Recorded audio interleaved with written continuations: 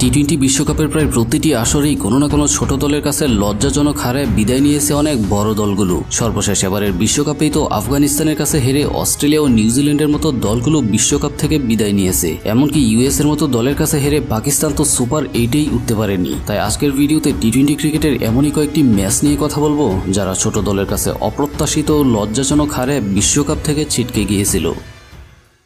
2007 টি-20 বিশ্বকাপ।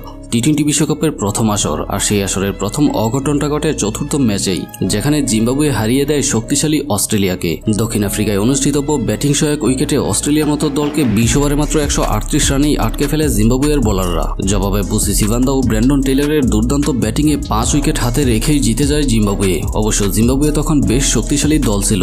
তখনকার সময় তারা বিশ্বের সব বড় বড় দলগুলোকে হারাতো। তবে সেই বিশ্বকাপে এর থেকেও আরো বড় চমক ছিল এর ঠিক পরের ম্যাচেই ওয়েস্ট ইন্ডিজের মতো বড় দলকে হারিয়ে দিয়েছিল টি-20তে নবাগত দল বাংলাদেশ। তখনকার সময় তারকা সমৃদ্ধ শক্তিশালী এক দল ওয়েস্ট ইন্ডিজ। তবে সেই ম্যাচে সাকিব আল হাসানের দারুণ বোলিংয়ে ক্যারিবীয়রা 20 ওভারে মাত্র 164 রান করেছিল। জবাবে ব্যাটিংয়ে নেমে শুরুতেই তামিম নাজিমুদ্দিনের উইকেট হারালে ব্যাটিংয়ে জুটি বাঁধেন আফতাব আহমেদ ও মোহাম্মদ আশরাফুল। আর সেদিন আশরাফুলের ব্যাটিং তাণ্ডব ক্যারিবীয় বোলারদের অসহায় করেছিল।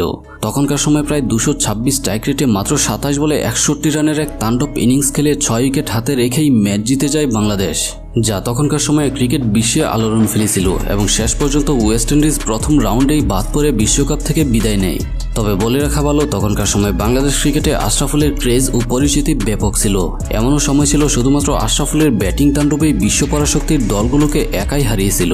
এখনকার সময় যেমন সাকিব, তামিম, মাশরাফিরা বাংলাদেশ ক্রিকেটের ব্র্যান্ড, ঠিক তখনকার সময় ক্রিকেট মানেই ছিল মোহাম্মদ আশরাফুল। তাই ব্যক্তি ছাপিয়ে শুধুমাত্র একজন ক্রিকেটার আশরাফুলের ফ্যান যারা, তারা কমেন্টে জানিয়ে দিন।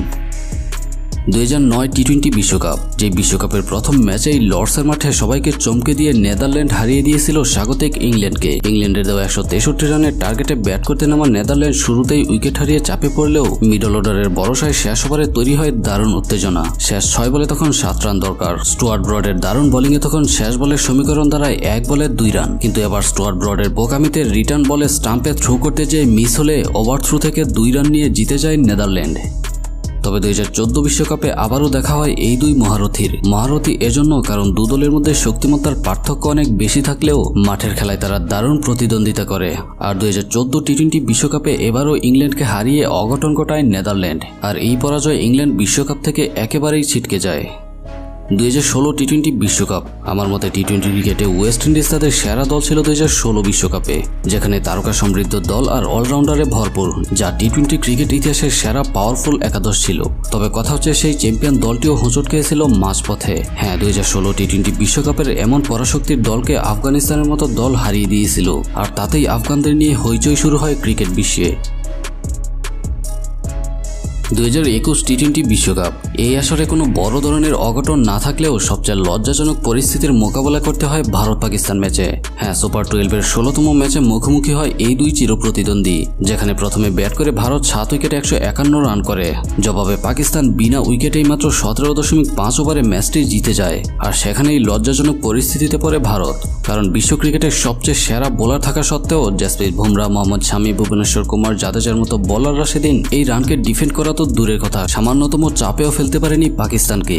রিজন ও বাবর জুটি সেদিন ম্যাচ জিতিয়ে মাঠ ছাড়ে। আর হট ফেভারিট ভারতের এমন পরাজয়ে বিশ্বকাপ থেকে বিদায় নিয়ে নানা সমালোচনার তোপে পড়ে তারা। 2022 টি-20 বিশ্বকাপ। এই বিশ্বকাপ আসরের সবচেয়ে মজার ঘটনা ঘটে সুপার 12-এ যাওয়ার লড়াইয়ের গ্রুপ পর্বের ম্যাচগুলোতে, যেখানে গ্রুপ এতে নামিবিয়া হারিয়েছিল শ্রীলঙ্কাকে, আর নামিবিয়াকে হারিয়েছে নেদারল্যান্ড, আবার নেদারল্যান্ডকে হারিয়েছে শ্রীলঙ্কা। এদিকে আবার গ্রুপ বিতে স্কটল্যান্ড হারিয়েছে ওয়েস্ট ইন্ডিজকে, আবার স্কটল্যান্ডকে হারিয়েছে আয়ারল্যান্ড, আবার আয়ারল্যান্ডকে হারিয়েছে ওয়েস্ট ইন্ডিজ। গ্রুপ পর্বের এই ম্যাচগুলো সত্যিই সার্কাসে পরিণত হচ্ছিল। তবে সুপার 12-এ ঘটে সবচেয়ে বড় অঘটন। পয়েন্ট টেবিলের তলানিতে থাকা জিম্বাবুয়ে হারিয়ে দিয়েছিল টেবিলের টপে থাকা পাকিস্তানকে। জিম্বাবুয়ে 131 রানের টার্গেট দিয়েও মাত্র 1 রানে হারিয়েছিল পাকিস্তানকে, যা ছিল আসরের টপ অব দ্য মোমেন্ট। 2024 টি-20 বিশ্বকাপ। এই আসরটি তো শুরু থেকেই দারুণ চমক দিয়ে যাচ্ছিল, তবে এই আসরের সেরা অঘটনটি যদি বলতে হয় তাহলে বলবো গ্রুপ পর্বের ম্যাচে ইউএস এর মতো নবাগত দল হারিয়ে দিয়েছিল পাকিস্তানের মতো হট ফেভারিটকে। শুধু তাই নয়, ইউএস এর কাছে হেরে পাকিস্তানকে বিদায় নিতে হয় গ্রুপ পর্ব থেকেই, যা হয়তো কেউ এক্সপেক্টই করেনি। শুধু তাই নয়, এই আসরের অনেক লো স্কোরিং ফাইটিং ম্যাচ থেকে শুরু করে আফগানদের দারুণ চমক সবার চোখে পড়েছে। বিশেষ করে অস্ট্রেলিয়া ও নিউজিল্যান্ডের মতো দল আফগানিস্তানের কাছে হেরে বিশ্বকাপ থেকে বিদায় নেয়, যদিও এটিকে চমক বা অঘটন বলার কোনো সুযোগ নেই, কারণ তারা তাদের সামর্থ্যের যোগ্য প্রমাণ দিয়েছে। পুরো আসরে আফগানদের ব্যাটিং বোলিং এর টপ নচ পারফরমেন্স দেখলে যার প্রমাণ পাওয়া যায়। তো আপনার কাছে টি-20 বিশ্বকাপের কোন আসরটি সবচেয়ে সেরা ছিল তা জানিয়ে দিন কমেন্টে লিখে। ধন্যবাদ।